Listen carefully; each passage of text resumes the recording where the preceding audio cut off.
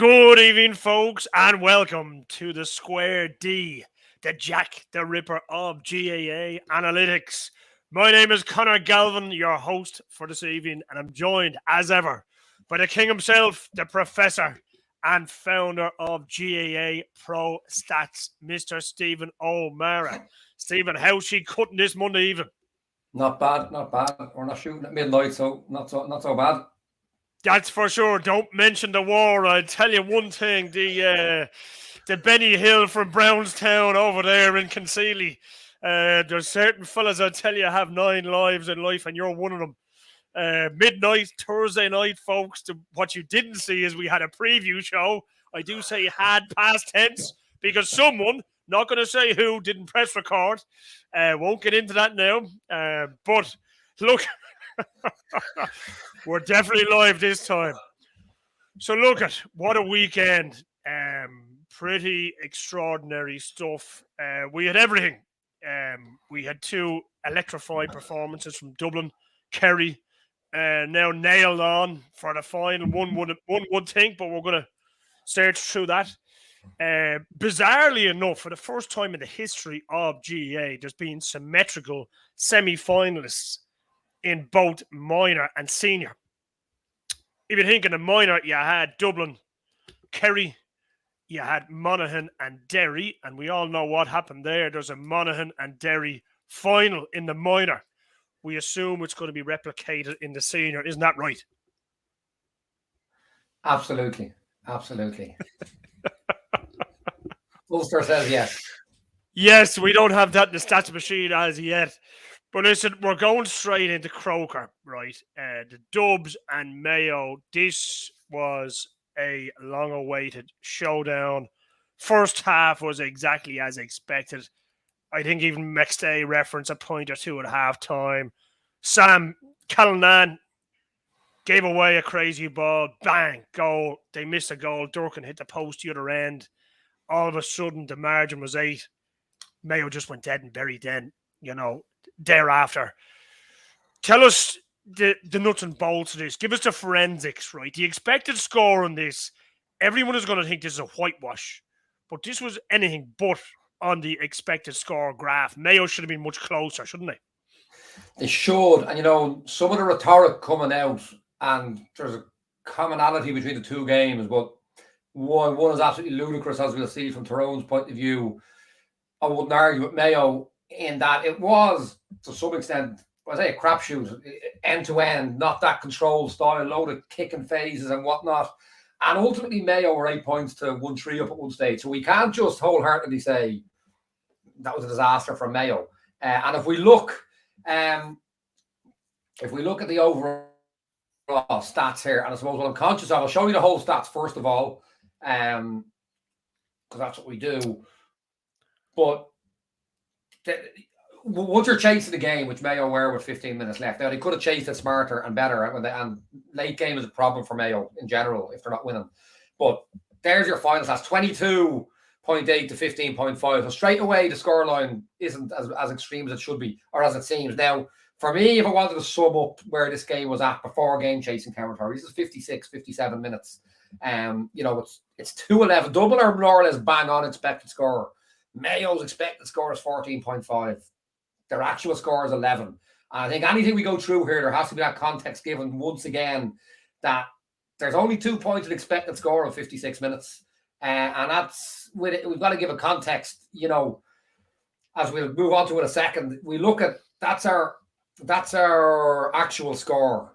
But it's completely different from our expected score. Now, whatever way you cut that, from 36 to 44 minutes, which we'll look at shortly, is a disaster for Mayo. And there's a very forensic reason for that disaster. But it would be unfair to suggest that, that kind of crocodile mouth second half on that actual score graph, it wasn't a reflection of where the game was at up until 56 minutes, bar average shooting by Dublin and poor shooting by Mayo. And if I was to sum all that up, I mean, that miss, that's an open goal. That's our second missed open goal this year. You got a bit of crack out of the one Dublin missed against Derry in the league final. That miss is every bit. Darren Newcombe, that miss is every bit as bad as it looks. I mean, even at the point that ball hits the post, 60% of the goal is open from 6-7 feet away. You put that in, it's a different game.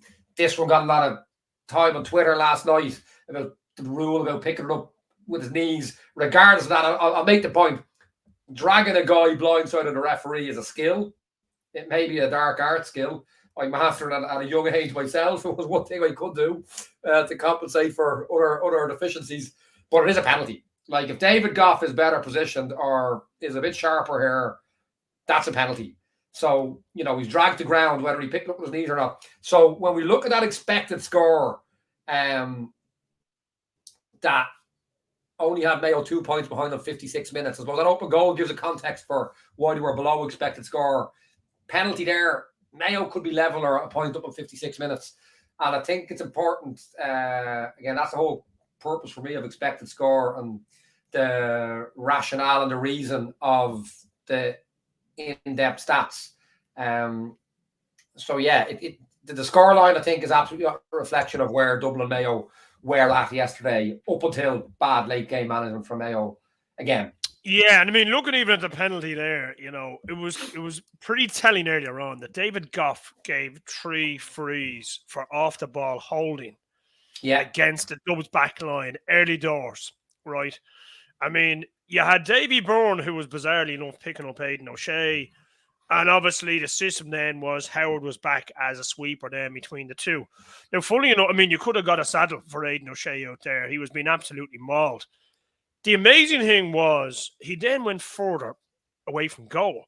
I mean, the Mayo lads looking at this on the line must have said, lads, get him in tight because they're fouling him inside. Goff is looking at this. He's gestured several times. He's pulling his jersey and saying, this is what the free is for. Move O'Shea into the scoring zone, right? Let the lads maul him, and you're going to get free, if not a penalty. Bearing in mind, he gave Kerry a very innocuous penalty for holding against Cooper that time in the All-Ireland final, the same ref. He's not afraid of giving these marginal penalty shouts either. It was amazing they didn't kind of go for the juggler and play the referee better. Yeah, maybe, and that's not really a point I looked at myself. Could be an argument. I mean, $1 million question about where do you play O'Shea. I think they did okay yesterday. Still, maybe something we look at further down the road. Dublin choked off an area of what he could do, but he was definitely involved in more scores than he traditionally has been against Dublin. Yeah, leave him in there. Maybe they were looking at hunting at the stage where he came off. Maybe they were looking at hunting Dublin down man on man, and that's where you've got to get runners on as opposed to footballers. That may have been a factor, but don't know. In fairness to O'Shea, because we're going to go on to the kickouts now, right? And this is where you highlighted, right, in the build-up, that this was going to be the winning and losing Cluxon success versus Colin Reap, right, for Mayo. Yeah. Now, the extraordinary thing was there was one unbelievable passage where Reap did go long, straight down the throat of Aidan O'Shea. He caught the ball above, right, Davy Byrne's head, turned, boom, kick past it across Ryan O'Donoghue. Yeah. He cuts inside, swings it over. Mayo in the ascendancy, but it didn't last. Good boys think alike. I didn't give you that, and that's the clip I have down the road. And again, yeah, look, there were 2 points to make. The first point is, like, Mayo lost more than 50% of their kickouts against Galway. And even in the second half with the massive wind, they won 50%. And that, for me, was a red flag for Mayo, because when they played Dublin and Tyrone in 2021, they got off 19 out of 21 and 21 out of 23 kickouts respectively. You don't do that against Dublin. And it was a concern that they can get those figures again based on the game last week. Now, I tweeted at halftime, and again, the joy of having the live stats. I tweeted at halftime that Dublin are getting uncontested kickouts.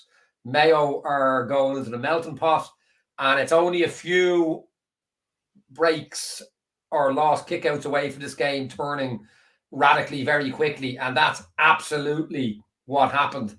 And we'll see here, like, if we look at Dublin's first half kickouts, first of all, we see a pattern. Left-footed Cluxon, but they're nearly all just straight up hands on ball kickouts. Whereas Mayo, while they've won 10 out of 11, you can see where they went. Only 2 or 3 of those out past the 45 were uncontested. And early in the second half, you'll see here now that pitch is that's not the way they were playing. They were playing that's on the same. That's a right to left diagram from the first half. It continues on, but you'll see straight away 3 into the melting pot early in the second half, and they lost 2. And actually, that green, depending on your interpretation, you could say they lost as well, because that's marked where it was contested, but that went out over the sideline. Dublin pressed the kick out and got hands on ball again. So you could actually argue that Dublin won 3 out of 3 of Mayo's kickouts at the start of the second half, and they scored 1-2 off them. Now, obviously, look, Mayo chose to go man-on-man on the sideline on one of them. Dublin went man-on-man, and Mayo turned them over. Dublin went man-on-man, or Mayo went man-on-man on Dublin. Dublin got a goal, and maybe that just alludes to the relative quality, or, you know, it's obviously a tiny sample size. But if we look here, ultimately, you know, at 45 minutes now, I think we're at, Dublin have had 11 kickouts. They've scored 1-2 and conceded 0.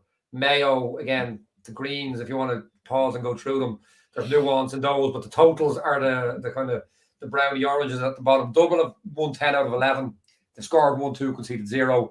Mayo have won 11, lost 3, but they've scored 4 points and conceded 1-1.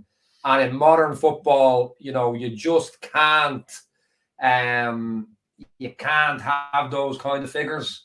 You've got to be making profit off your own kick out. And it was prophetic, because the game was not unlike 2019, the 10-12 minutes after. It wasn't as spectacular, but the 10-12 minutes after half time nearly buried the game. And it was ultimately because in modern football, where teams are scoring 4 or 5 per 10 phases, you just can't afford to be sending long balls into the melting pot unless, you know, you're getting value off. They didn't, and that, you know, by 45 minutes, it was nearly, well, they were certainly in game chasing territory. Yeah. Like, I mean, Mayo made a hero out of Brian Howard, who I thought was certainly a candidate for man of the match. I don't know how many kickouts Howard actually won hands on ball.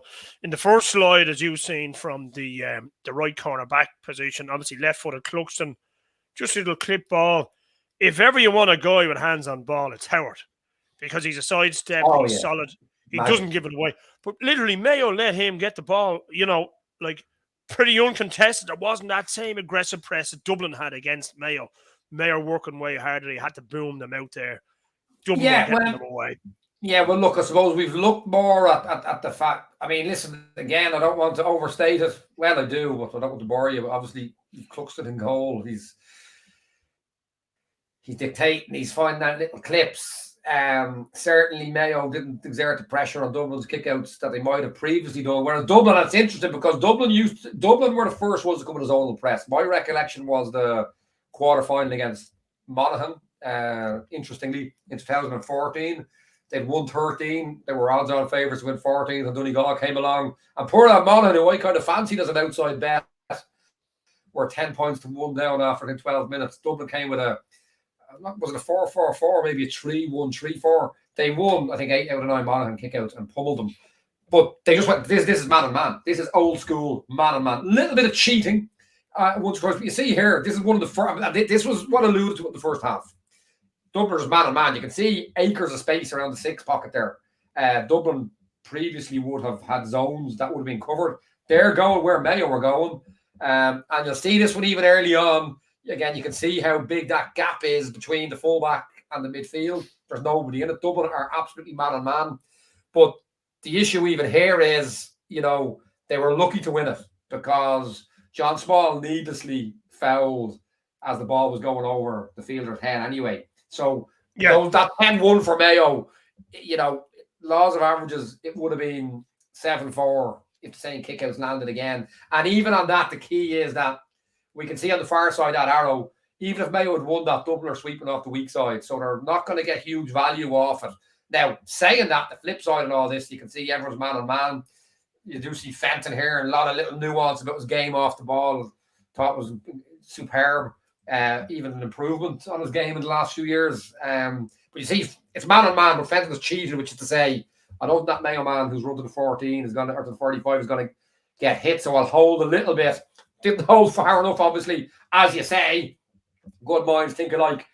The advantage of going man on man is you always I'd more say fools. They say great minds think alike, but fools seldom differ. I think we go in the latter.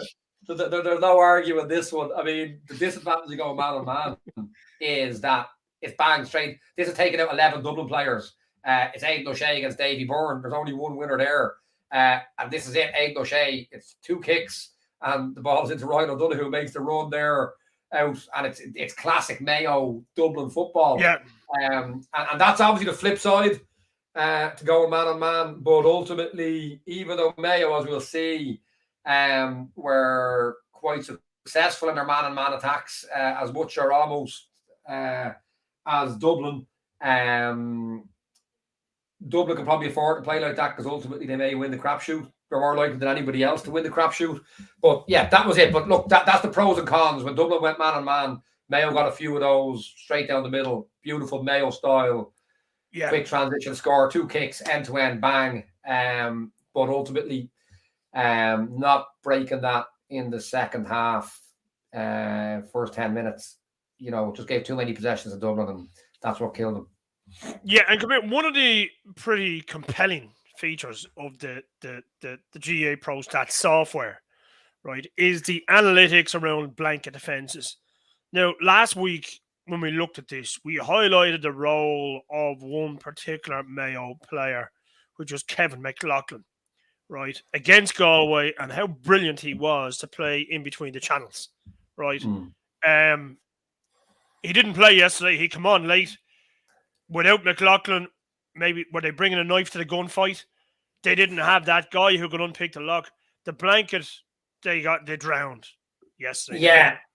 Yeah, and it was intriguing. Now, look, one of 2 things: either Kevin McStay doesn't see eye to eye with me on the Kevin McLaughlin theory, or could be an S&C element there. He's mid-30s nearly.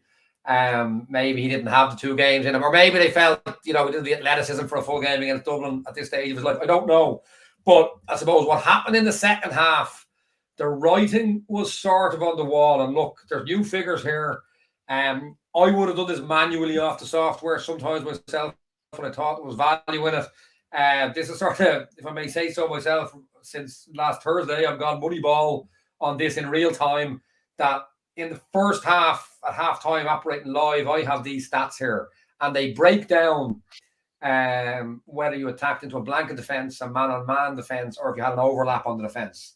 And I suppose the figures are intriguing and telling, because we'll see Dublin at the top, and it's a blanket or a +1. There's 4 columns, but I summarise it to 3 here. Into a blanket defense, which is heavy numbers and probably a sweeper, or maybe a 5v4 or a 6v5 or a 5v6 attack, whatever. We see Dublin had attacked 9 into a blanket defense and scored 4. It's 44%. It's a reasonable, bearing in mind 44% or 4.4 points per 10 phases was the Division 1 average in the championship. That's good into a blanket defense, because you'd expect your blanket to be lower than your man-on-mans. So that's still decent. Man-on-man, they've scored 1-1 from 8. That's 50%. And they got 1 overlap to score a point.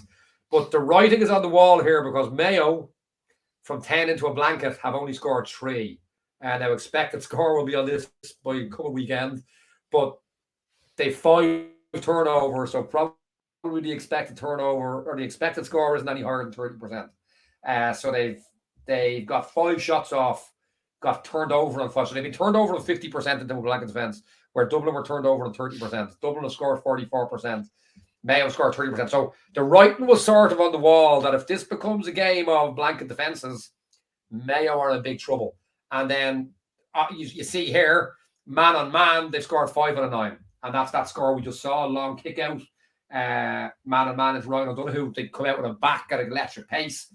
And you look at the first half, again, it's smallest sample sizes, but they're actually slightly better than Dublin on the man-on-man attacks in terms of what they've scored. Whether they could sustain that for a full game and expect to beat Dublin as well, the evidence is, when we look at the second half, they couldn't. But what's notable is here, in that first 10 minutes of the second half, it's not just that they lost the kickouts. Look at the nuance of the stats. Mayo have had 6 phases into a blanket defence, and they're still at that 33%. They've only got 1 man-on-man, didn't score anyway. But Dublin have got 5 man-on-man attacks, and they've scored 1-3. That's 120% of a point per phase. They've also scored into the blanket. They've scored everywhere. They've scored 1-5 from 8. But the key is, and this is the crux of this, the whole Mayo enigma, actually, if you want, which we're going to look at shortly. The writing was on the wall that Mayo were scoring less into the blanket defence. And structurally, parties about losing kickouts, but not entirely. In fact, not even majority. The blanket defence, those figures look like Pillar Caffrey's Dublin against Tyrone and the Naughties, where one team plays man-on-man and one team plays into a blanket defence. And we'll look at that in greater detail afterwards. But ultimately, by the time I've knocked all these figures off in 56 minutes, because Mayo were chasing the game then. But ultimately, if we look at this game, Mayo scored 50% into the man-on-man, 5 from 10. Dublin have scored 2-4 from 13, so 77%. So Dublin have done the man-on-man anyway, but the blanket defence figures are telling, because Mayo scored 5 from 16, 31%. Dublin have scored 6 from 12, 50%. And ultimately, that all, I suppose, look, in one sense, you could say, well, now there's no expected score there. I will factor that in. Expected score could tell us something different. But ultimately, you're kind of saying, well, you're damned if you do and you're damned if you don't there. I want to look at this because this was key. You know, we looked at Mayo and questions about breaking blanket defences, great in the league, but against some of the poorer defences, struggled horrendously against Roscommon, struggled then against Cork to some extent. And again, we look at those figures where they only scored 33% into the blanket defence, or the zonal defence, which I prefer to call it.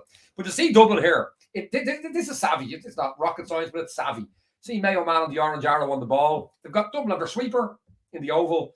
And again, they're marking, but they're cheating. You can see the 2 boys on the arrows. And Tommy Conroy's out there between right half forward and right corner forward. And he thinks this is goals. Yeah, get me the ball out here. But the Dublin lads know if he gets to them, he's still not in a shooting position. And the sweeper will probably get across. Maybe not on Tommy goals, but so it's a good setup. But what's notable here is I could have picked any 3 of these. Watch James McCarthy loitering inside the 45. Modern football, modern Division 1 intercounty football, club football is still very different. It's evolved from a stage of, say, Tyrone and the Naughties. We're back in numbers. You break us down and teams couldn't. The last great game of that, Donegal, Dublin, 2014. Then, or 2012, sorry, I called that 14 earlier. I meant 12. Sorry, 12, wasn't it? It was 12. No, 14. And they couldn't. Now it's evolved so far, that philosophy doesn't really work anymore. Now it's more, well, if they let us hold it long enough, we'll break them down every second time at least. Now it's evolved to a stage where we've got to make it uncomfortable for them to hold the ball outside the arc, or if they get inside the arc, we've got to hunt like a pack of wolves. We'll see Mayo coming in here. Aidan O'Shea's coming out. I think it might be Dermot O'Connor. But you see James McCarthy loitering. But as the ball comes into Aidan O'Shea, now you're Mayo, you should be thinking, yeah, got to pop past Aidan O'Shea 5-6 yards outside the D. James McCarthy is scanning. Yeah, I'm going to try and pounce. Really good defensive tackling from the man. I think it's Davy Byrne again. McCarthy's in like a vulture, and he turns him over. Now, we talked about last week, I said against Cork, Mayo wouldn't bring it down the channels and bring it back out. The key to top 10 intercounty football these days, because going down central channels against Armaghs and Kerrys and everybody now, it's bad news. And you see here, Mayo have the ball crossing the 45. What happens? James McCarthy again, you see him on the white arrow. He doesn't stay with his man. He just makes life that little bit uncomfortable for, I think, Dermot O'Connor down the corners. And you can see there's Mick Fitzsimons. But there's also 2 Dublin men kind of half loitering where they could cause trouble. And we'll see here, they actually kind of harangued them into the corner. And what's notable here, I think it's Mick Fitzsimons standing square right on the 14 between the ref and the man on the ball. Watch if the Mayo man tries to come out. He takes the outside line, saying, no, you've got to go forward. Now, this is a slightly ironic clip because they underestimate Tommy Conroy. But the point is, Mayo were cornered into a 3v2.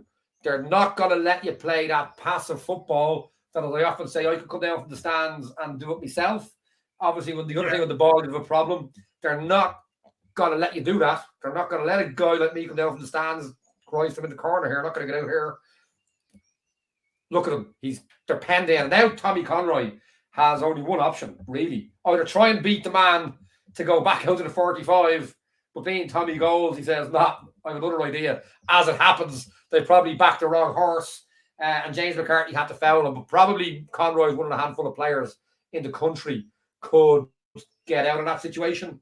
But it just goes to show modern defending and why Dublin, Galway, in the absence of Dylan McHugh, as I pointed out last week, probably let them down that channel more than to bring it back out and stretch them on the far side. And Kevin McLaughlin was the master of it. So there's no McLaughlin, but Dublin put the kind of heat on that Galway had put on earlier in the year. And Dublin are athletically superior to all of these teams. So when you put that heat on, all of a sudden it's more difficult to get out there again. And I think that probably had a large part of accounting for why Mayo went back to a lower phase of possession to score ratio and below 35% on breaking blanket defences. Yeah, look at that level of rabid hunger from the Dubs. Probably hasn't been showcased in a couple of years. They've had obviously a lot of passive performances, the relegation, and out of sorts, last year against Kerry in the semi-final. This was a big statement for Dublin overall. Going into the game, they'd only played one division team this year in Roscommon.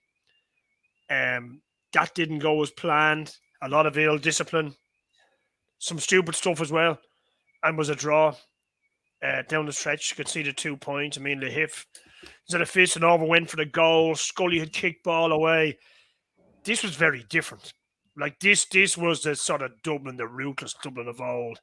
And then off the bench, Kieran Kilkenny comes in, Paddy Small comes in, Jack McCaffrey comes in, Dean Rock comes in. If you're the Mayo lads in the defence, you're already bailing water out of your boat, and these lads come in on top of you. I can watch a Dublin 2017 All-Ireland final against Mayo, which was the one of all those Jim Gavin days that was probably period in the second half where Dublin supporters were thinking, ooh, this one doesn't look good. I always felt Dublin looked like they'd win all the other games. That was the one day, maybe not. So I looked at that game. Dublin did win ultimately, but, probably, I won't say stole it, but, they took it out of the fire in the last 10 minutes. And I looked at how are Mayo getting their +1 or what are they doing? And what I realised is Mayo defended half that game man on man, as probably only Mayo can because they had outlandish man-marking defenders, especially their full back line. Like there was 2 balls played in between, I think it was Brendan Harrison and Conor Callahan in the space of 3 minutes in the middle of the second half. And Harrison, I think it was Harrison, wasn't it? Came out with both of them. Like, who does that? Man on man against Conor Callahan. So Mayo could always get away with that to an extent. But an eye-opener for me in football was when Jose Mourinho had lost the Chelsea dressing room. And he said, we played Leicester and we've analysed that Leicester have 2 ways to score. So we stop it at the source when on situation A, they do this, we don't let them do that. Leicester go out, second attack, we let them do that, they score. So that was Mourinho admitting he'd lost the dressing room, but better that than admit or suggest that he had lost the tactical edge. And it was an eye-opener for me, and as an analyst and as a football coach, to say, so he can earmark a score that our structure, the pyramid, got broken somewhere. That if this happens, they do that, so we do this. If that happens, and I would analyse football like that. Like any setup, if I'm managing or head coaching a team, any score we concede, I should be able to say either they got a brilliant piece, they technically outdid us, or structurally somebody got something wrong. And I can earmark it's this. I'm looking at Mayo, and this clip is really telling. I'm looking at Mayo here, and if there's one major gap for me, which we're going to illustrate forensically here, it's that I don't see a commonality between how they're transitioning from defending the top third to the middle third to the back third. And when I looked at that 2017 final, it seemed completely random, and quite frequently randomly what the midfielders, particularly Aidan O'Shea, decided to do in different situations. And for me, this is if Mayo were going to become And I think they could become nearly a favourite for the All-Ireland, because this still isn't the field it was 3 years ago. I still think the two best teams we've had in the last 10 years were Dublin, obviously, and Kerry in 2019, when Buckley was in there, and he's in this backroom team as well. But I do, you look at this, Dublin have got a short kick out of her, right? Now, if we see the Orange Arrows, they illustrate where the Mayo men have dropped off Dublin men, if they chose to go man-on-man, where they've come from. Now, they possibly have to drop off a little bit here because it was a quick kick out. But if we see here, Mayo at this point could step forward and go man-on-man. Now, again, I'll come back to Kerry 2019. Now, they did actually bring a sweeper in for championship. But when I was with Galway, we played Kerry and Tuam in 2019. That was man-on-man. But boy, Jesus, Galway had to earn their way out of their own half. I don't have the stats on it. It was all numerical stats and the shot maps. But I'd say Kerry turned Galway over 3, 4, 5 times in their own half that day. Like, everyone stuck with a man. For Galway, when Galway got over the halfway line, they had a better chance of scoring. But to get over the halfway line, boy, Jesus, they had to earn it. I remember my heart and my mouth with Galway, with the ball corner back and centre back, trying to get their way out. Now, this for me is neither. It's not pressing like that, and it's not dropping off properly. And we'll see here. So that just illustrates where the men are. Now, for me, there's 3 things you can do here. You can either push up and do a Kerry League 19 and say, we'll play you man-on-man, but boy, Jesus, you're going to earn getting out of your own half. That doesn't happen. Yeah. You do what I always felt it a bit more around 17. You say, right, we're dropping to our 65 and probably a slightly arced, and you're going to break us in the middle third. Either with a sweeper back or man-on-man. But again, you're going to earn your way over the halfway line. Or you say at this stage, man out with left half forward for Mayo, right half back for Dublin, has slowed them down, delayed them a bit. We'll all drop back either to the 65 or somewhere deeper. For me, it's one of those 3 things. But as we see, it's none of these 3 things. Dublin man in here, in between the lines. And again, when I look at a structurally deficient defensive play, I ask myself the question, could an intermediate club footballer have gone out and done everything that was done here? And the answer until the final 2 kicks in this play is yes. There's no technical or even athletic skill required for Dublin to get to the assist for this goal. Here we see Owen Merchant on easy ball to James McCarthy. Watch Merchant on the wide arrow. Now he comes out. Now, there's 3 key sectors here. Inside that wide sector, it's 5v4 for Dublin. Ryan O'Donoghue, it was actually Ryan O'Donoghue's fault, we won't get into the details. He actually is probably coming back to tuck in behind an extra man, but Ryan O'Donoghue is not defensively active here because he's the wrong side of the ball. Diarmuid O'Connor, who is one of the most intelligent footballers in the country, is nowhere. And I'm wondering has he a better instruction than where he is? Because he's not pressing 5v5 in the middle third, and he's not sweeping. Okay, now, so what's there's a lot of detail in here. Give us the end point here. The end point here is Dublin have hand passed their way through their own third, through the middle third. They've done nothing that intermediate club footballers couldn't do. Got a pop pass here. Merchant I think it's Merchant runs in. I hope it's Merchant because it's a great assist, whoever it is. I'm miscrediting. See where Diarmuid O'Connor is. If you're going to let them saunter out like that, be back sweeping. Don't let them saunter out and kick it in, man on man, 2v2. Now, another analyst might mark this as a +1 defence, but for me, it's not, because Diarmuid O'Connor isn't in a defensive situation. And for me, this is and has been the crux. Mayo, also they got away with it. I presume they've worked this out themselves. Mayo could activate like this in 16, 17 because their defenders were so bloody good. And they're still bloody good. Maybe not as good because that was a special bunch of man-marking defenders. But ultimately, you're still inviting Dublin to play man-on-man against you. And everything has to go right if you do that. And interestingly, in that final in 17, Dublin scored 50% of their man-on-man phases, which is too high. It was too high for the time. Dublin again, what was their figures? It was up above that. Balls played in 2v2. Doesn't matter how good your defenders are. You play 2v2 at the back with Dublin like that, you're gonna start letting in goals. So for me, if there's one major question mark for Mayo and one major element of improvement for next year. What is we go back to that Jose Mourinho question. When they get a score, where did our structure fall down there? Who did the wrong thing?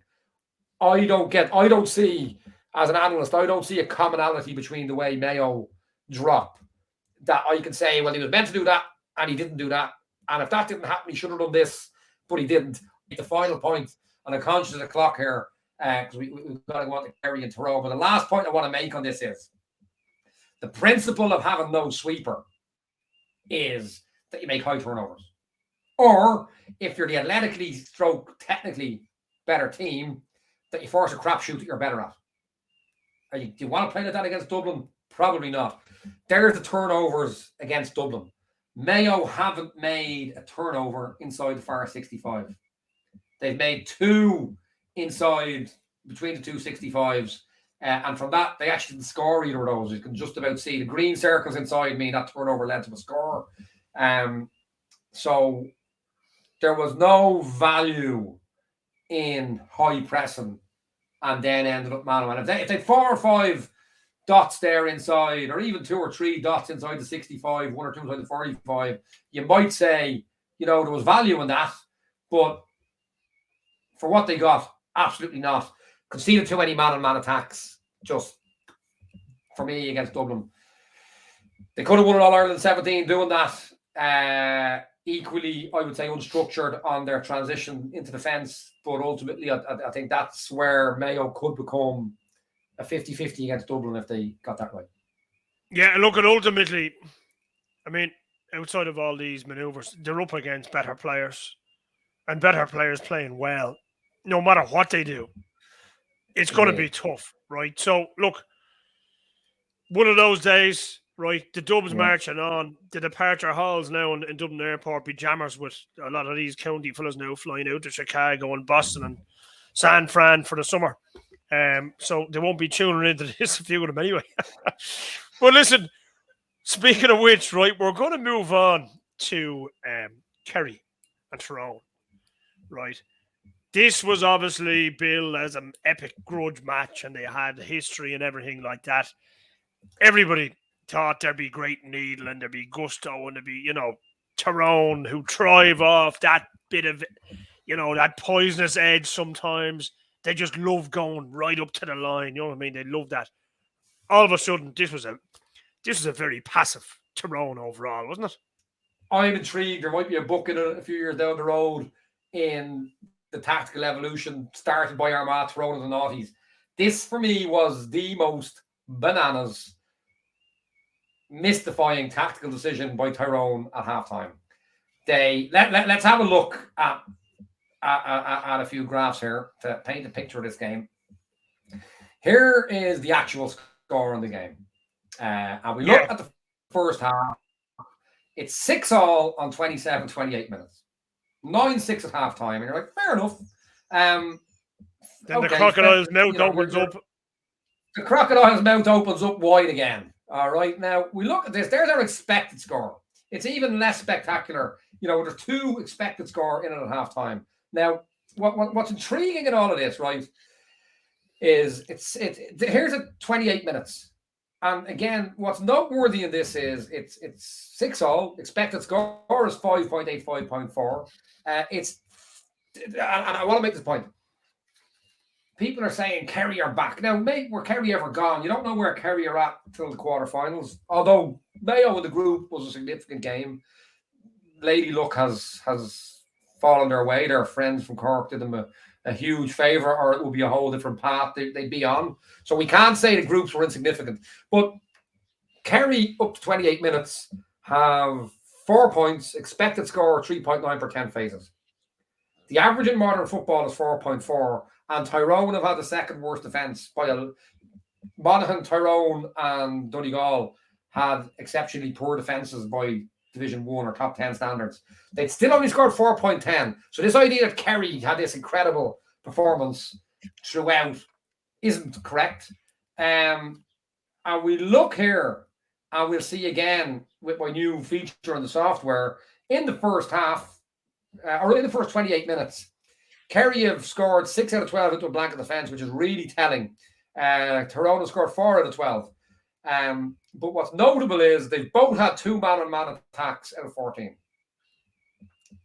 In the second half, sorry, there's your halftime figures. Yeah.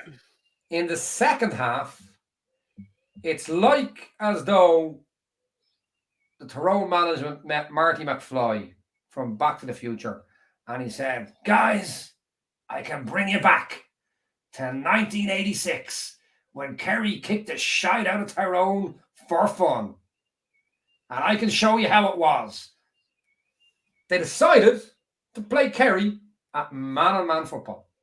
The first half, until the last 6 minutes when Kerry got a bit of an edge, ran away from them.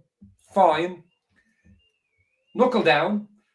Tyrone are probably going to need a goal to beat Kerry anyway. They drew 2-11-17 in normal time 2 years ago when they won the All-Ireland. Wouldn't have won it without getting goals. Yeah. In the second half, Kerry had 14 man-on-man attacks and scored 2-7, 93%.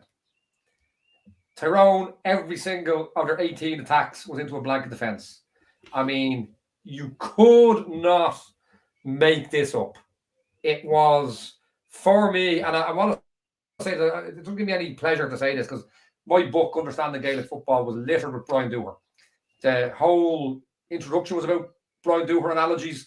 I maintain still, as I wrote down, that if Dublin had Brian Dooher on their team, they'd have won 2, 3, 4 All-Irelands. Maybe Brian Dooher, instead of 1 or 2 Hill-loved marquee names. I can't believe a man who played for Tyrone in 96 when Dublin battered them until Charlie Redmond was sent off, who then played for Tyrone in 2002, saw the noughties, and has now, those figures have flipped, where it used to be Kerry playing into a blanket defence versus Tyrone playing man-on-man, that a management team with Brian Dooher in it would choose in the second half from the start of the half to go man-on-man. I can't get my head around that. Well, back to your Jose Mourinho analogy. We all know, look at, things are often volatile up in Tyrone. This management team, delivered an All-Ireland. They beat Kerry, not too dissimilar to the Kerry team playing there yesterday, on Saturday, right? Now, was this a case, right? I mean, this is off the wall. We haven't seen this anywhere all year. We haven't even seen this in the league. No team has done this. And to just throw away second half, go out and get absolutely mauled. But not only that, but knowing full well against Kerry, if you do go down that road, they'll kill you. And you'll be literally dead as fried chicken, and they still went out and did it. And I think there's going to be a bit of revisionism around this because there's a rhetoric that Mickey Hart was there too long, went allowed to do it. Now, I want to make a point. These boys came in, Logan and Dooher, and they won an All-Ireland in their first year. Correct. And I think if they offered anybody other than Dublin or Kerry 1 out of 3 All-Irelands, now they take the hand off you. So I'm not dissing these boys. They've done a great job. They've won an All-Ireland. There's no caveat to that. But this decision at halftime yesterday was, for me, the most tactically ludicrous decision I've seen in modern football by high-end management. I mean, Westmeath did this 13 years ago. They were 10-8 to Dublin on 67 minutes and didn't push out and lost, I think 12-10 maybe. And the media, if you'd gone for it. They went for the next year, played man-on-man and lost 4-25, I think, to 8 points or 10 points. But this is top-tier management. This is Tyrone, who changed the game. You've got a manager who played in the team that changed the game. It just is mystifying for me that they would go out and do that. Now, we're going to park that briefly and come back to it forensically. But what was notable about one thing's for sure, Camille, I tell you, one thing's for sure is the Derry boys are not going to go out and do that. The notion that this has any relevance to what's going to happen to Derry, it doesn't. And I'm sure the figure that's relevant is that in the first half, they scored 4.5 points per 10 phases against the second worst defence statistically of the top 10 teams in Championship and in League. So there's still questions about their attack against the properly structured zonal defence.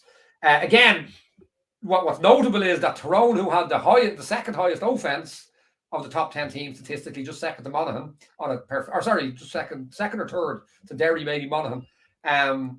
What's notable is that they only scored 3 or 3.5 per 10 phases first half.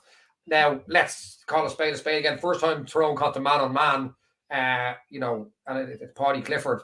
He's fouled. Geaney gave away 2. The technical defending still needs loads of work. But to give Kerry their dues, and we saw this with Dublin against Mayo, they're not letting you be passive outside the arc. And again, I make the point here that Tyrone have got them deep here. But again, you see it, they've got their +1. They've got a man everywhere, but it's a nice offensive situation. It's Conor Moyler is on the ball here, one of the best line-breaking ball carriers in the country. But what's key, see how these two Kerry men, as the Tyrone men cross over, they hold their position. Brilliant. Yeah. And that's the structures. I thought the irony of irony here, Paddy Tally. That's the structure of Spoken that he's brought. Then there's the hit. And then they're around him like wolves. And funny you said about the Tyrone poison. I think that's been overplayed a little bit. I think maybe, a couple of Ulster teams maybe brought that element to football in the mid-noughties. But, the Kerry boys have made sure, in case Moyler hasn't realised it's a turnover here, the Kerry boys have made sure that he knows. I think that's worth pointing out. And I don't really see that from Tyrone, to be honest with you. Not to that level. Notable point. But look, Kerry's offensive figures for the first time all year against the top offensive. So that, for me, the question has been answered for one game. Kerry, brilliant defence. Tyrone, Kerry's defence was top-notch against that Tyrone offence, which has been scored up around 5 per 10 phases throughout the league and championship. Yeah, in terms of their first half, right? I mean, you've illustrated that. One of the points you've made all along is, whilst they're exceptionally well set up technically, they need more work-ons. Yeah, no, they do. But look, they'll probably zonal defenses and highly structured zonal defenses like that paper over a lot of cracks, technical stuff. They just do. Like I've worked with poor technical defenders. You get them into a zonal defense instead of a tag man +1, and the cracks are papered over. So they can probably paper over those cracks with a really good structure. And an acid test was Tyrone's attack, and absolutely in the first half until we went into Marty McFly territory where they went back to the future in the second half, they absolutely passed that test defensively, not necessarily offensively. Yeah, and obviously, the differential between Tyrone's first and second half is telling. Listen, let's have a look at this. This is the stuff of nightmares, really. Well, there's two elements. Number one, and I'm going to say this, and anyone watching has to repeat this to themselves. Tyrone, in the second half, 3 points down, decided to play Kerry man on man. Just think about that there for a few seconds. They haven't done that since the 20th century. And when they got battered in 86 by Kerry and basically battered by Dublin in 95 till they got a man sent off.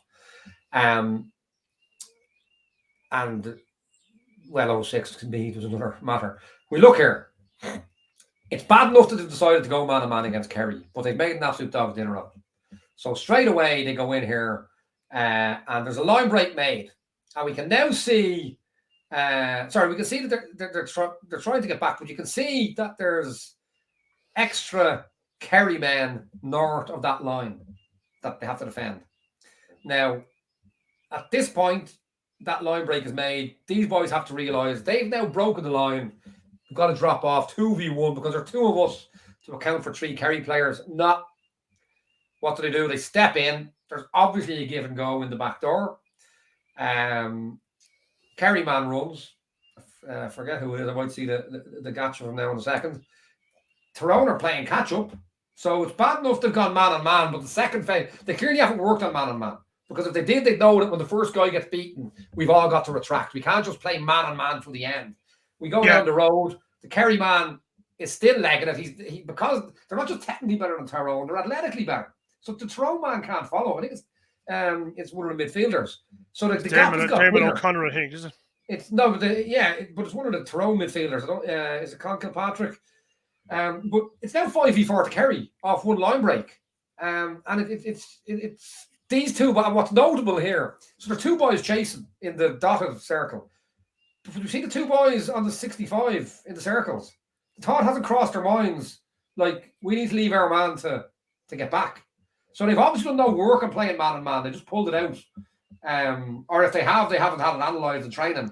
How is this? I mean, now the thought has crossed his mind, Jesus, actually, it's 5v4 here in the entire half. Now I'll leave my man on the White Harrow, but it's too late. Closing the door after the horse is bolted.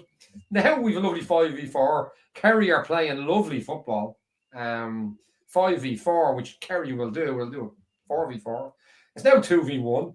Now Michael McKiernan, who has done a stellar job, which we'll come to before we finish, on David Clifford up to this point.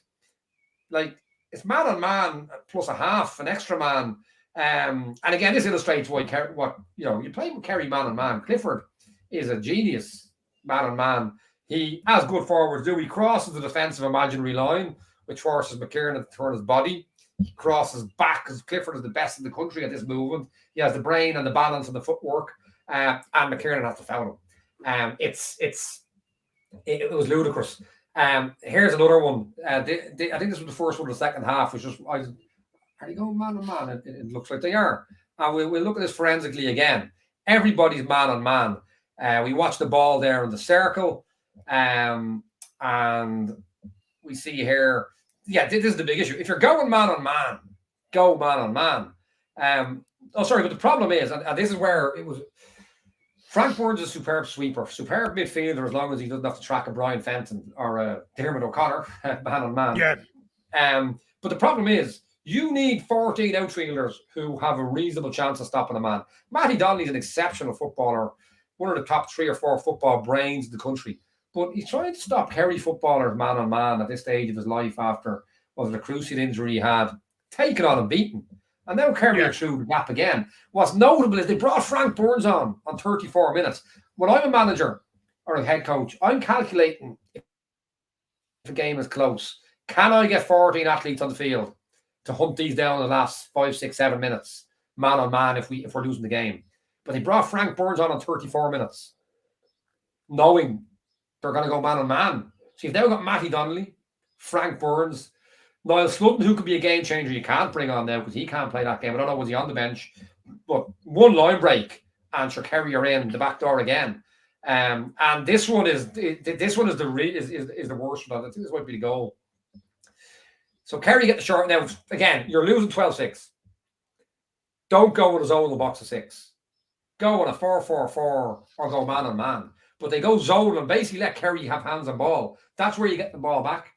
But watch the left corner forward here. I'm not actually sure who it is. Somebody hasn't got the memo because they've gone man on every phase till now. But now they're trying to sweep off the weak side. So I don't know, did he not get the memo or did the next man not get the memo? It's meant to be man on man, but sure, Kerry have an extra player. But because Kerry are Kerry, they don't use the extra body to play possession out in the back. We're man on man here. We'll go for it. But we see here again, I think it might be Matty Donnelly again.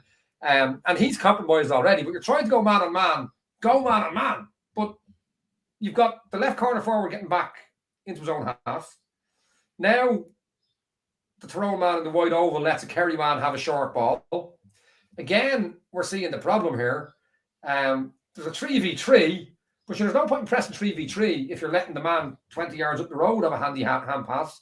Now, as they get back, you would think the theory is that the left corner forward isn't pressing, that he's getting back here to free up a man, but he doesn't. He gets back to stand on the 65, marking nothing of significance, while Kerry saunter out man on man. You could sweep off the weak side, but they don't. So again, like Mayo, but this is much worse. They haven't pressed properly, and they haven't dropped off properly. They've done neither. They've literally let Kerry carry the ball down the field. Next thing, is it number 10? I'm looking at it as a Clifford. I'm not sure. Party Clifford. I'm not sure. They let the Kerry man in the back door. Note we've got Frank Burns man mark and a Kerry inside forward, just north of the. Who would put Frank Burns doing that job? I don't know. Frank Burns left 2v1. Gambles that I need to choke him off here. I'd say here, it's only 12-6. There's still 20, 25 minutes left. 2v1 rule, get back, let them have the point. But ultimately, he's at the eye of the storm here. And maybe, look, if he makes his interception, but he's probably not gonna. Kerry, it's just a strategic nightmare, has allowed Kerry one-on-one on goal. Now, he gets choked off, and that's where the Kerry magic comes in. There's so much to do by the time he gets knocked to the ground and gives it back to Diarmuid O'Connor. And this is pure, and this is what Kerry will do. You let Kerry play man-on-man, or this is a bad version of man-on-man, where it's nearly man against man and a half in each third of the field. The sidestep, the finish, it's what we love about Kerry. But for me, it was a mystifying tactical decision from a game that was tight and close. That Kerry would have expected a dogfight in the second half. To go man on man like that, I never saw anything like it.